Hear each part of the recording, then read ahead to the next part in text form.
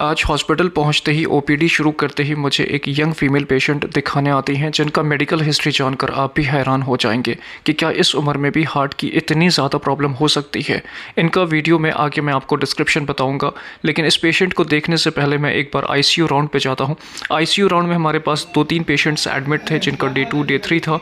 और मैं आपको बताऊँ कि आईसीयू एक ऐसी जगह होती है जहाँ पर मरीज़ ज़िंदगी और मौत के बीच होता है। आईसीयू के दरवाजे के पीछे एक अलग ही दुनिया होती है। यहाँ वक्त की रफ्तार घड़ी की सुइयों से नहीं बल्कि मॉनिटर के बीप से नापी जाती है। ये जो आवाज़ें हैं ना, इन्हें लोग शोर समझते हैं, पर असल में ये ज़िंदगी की निशानियां हैं। हर बीप एक उम्मीद है, हर ब्रेथ एक स्ट्रगल। यहाँ इमोशंस के लिए जगह कम पड़ जाती है क्योंकि फोकस हमारा सिर्फ सर्वाइवल पर होता है। डॉक्टर्स और नर्सेस के लिए ये सिर्फ ड्यूटी नहीं, एक कॉन्स्टेंट बैटल है अगेंस्ट द इनएविटेबल। बाहर खड़े परिवार के लिए हर मिनट एक साल जैसा होता है। एक तरफ डर है तो दूसरी तरफ साइंस पर पूरा भरोसा। आईसीयू का माहौल भले ही भारी लगता हो, पर यह वही जगह है जहां रोज़ मौत को हरा के ज़िंदगी वापस लाई जाती है। It's a where miracle meet medicines. ICU के पेशेंट जो ये दादी जी हैं, इनकी उम्र लगभग 70 साल है और ये सीरियसली क्रिटिकली कंडीशंस में हमारे पास आती हैं। कंजस्टिव हार्ट फेलियर की पेशेंट है। इनका left ventricle ejection fraction only 30-35% है। पेशेंट बहुत ज़्यादा क्रिटिकल थी, इनका सांस बहुत ज़्यादा फूल रहा था। इतना ज़्यादा प्रॉब्लम थी कि इनको इन्वेस्टिगेशन करने में और लेटने में भी बहुत ज़्यादा दिक्कत हो रही थी। पेशेंट बिल्कुल होपलेस हो चुकी थी और इनकी कुछ बातें तो मुझे बहुत ज़्यादा इमोशनल कर देती हैं। इन्होंने कहा कि मैंने अपने बच्चों से, परिवार से ही कह दिया कि बेटा अब मेरी उम्र हो गई है, अब मेरे लिए परेशान मत होना, क्योंकि अब मैं बहुत नहीं जीऊँगी। मैं इनको हौसला देता हूँ, एडमिट करता हूँ और फिर हम लोग अपना काम करते हैं। वापस से आते हैं उस यंग पेशेंट की तरफ जिनकी उम्र सिर्फ 19 ईयर्स है। दोस्तों, करिए आपका दिल एक बैग में बंद है और उस बैग में तेज़ी से पानी भरने लगे।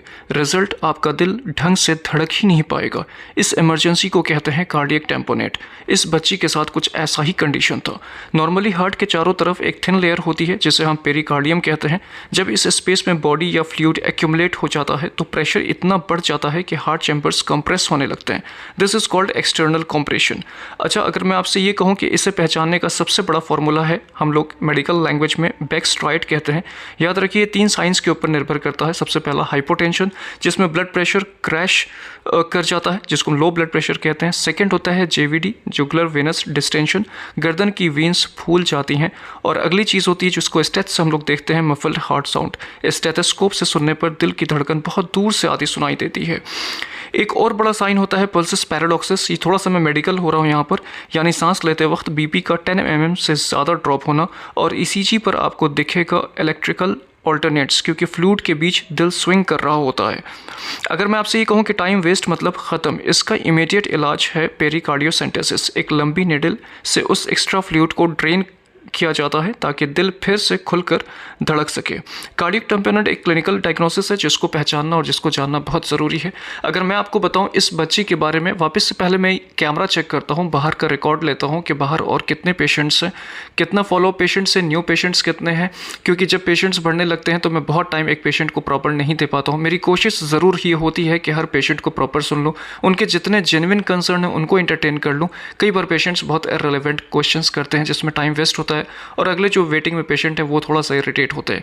वापस से आता हूँ मैं इस बच्चे के ऊपर, तो मैं आपको बताऊँ कि आज से 6 महीना पहले या उससे भी ज़्यादा एक बार इनका फ्लूइड जो है वो निकाला जा चुका था और उसके बाद ये डायग्नोस हुआ कि इस फ्लूइड का एक्यूमुलेशन का रीज़न जो है वो ट्यूबरकुलर है।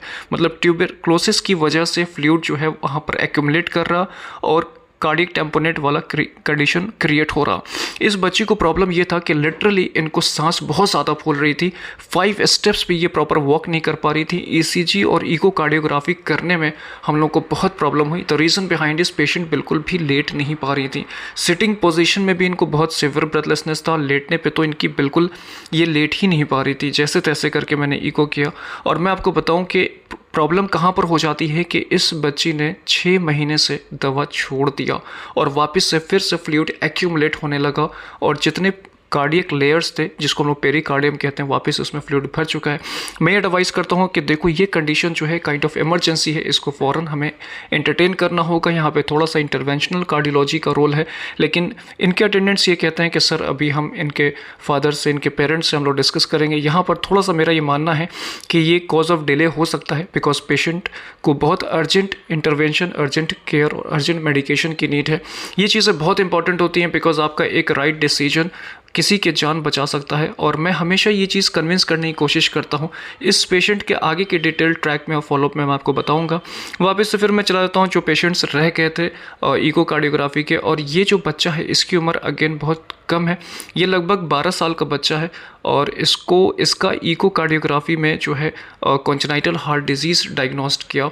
इसको ASD सेकेंडम ASD डायग्नोस्ट हुआ था और पेशेंट का कंप्लेन ये था कि इनको बहुत ज़्यादा चेस्ट पेन होता है, कभी कभी तेज़ दर्द होता है, कई बार पेशेंट बेहोश हो जाता है, स्पेशली जब ये खेलता है, कूदता है, जब एक्सर्ट करता है तो ये फेंट कर जाता है। तो देखो ये एक चीज़ होती है कि इसमें हम लोग जो है ये रिकमेंड करते हैं कि यहाँ पे इंटरवेंशन करके जो है जो होल है उसको रिपेयर किया जाए।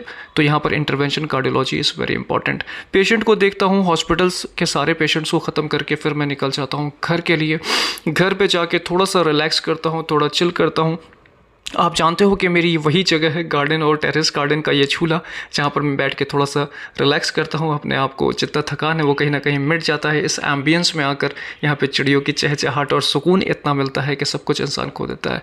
मैं आपको बताऊँ कि मैं पेशेंट्स के अपडेट लेता हूँ, जो पेशेंट्स हमारे एडमिट हैं, जो पेशेंट्स ICU में हैं, उनके वाइटल्स कैसे हैं, कोई फ्रेश कंप्लेन तो नहीं है। एक बहुत बड़ी रिस्पॉन्सिबिलिटी होती है जब मैं हॉस्पिटल में नहीं भी होता हूँ दोस्तों, तो भी हॉस्पिटल के अपडेट्स मुझे मिलते रहते हैं, पेशेंट्स के कंडीशंस या कोई फ्रेश कंप्लेन तो नहीं है, सारी चीज़ें मैं अपडेट लेता रहता हूँ। व्लॉग्स कैसा लगता है आप ये बताओ, चैनल को सब्सक्राइब करो और कमेंट्स में जाकर अपने क्वेश्चंस या कंसर्न आप ज़रूर मेंशन करो दोस्तों। Till then take care and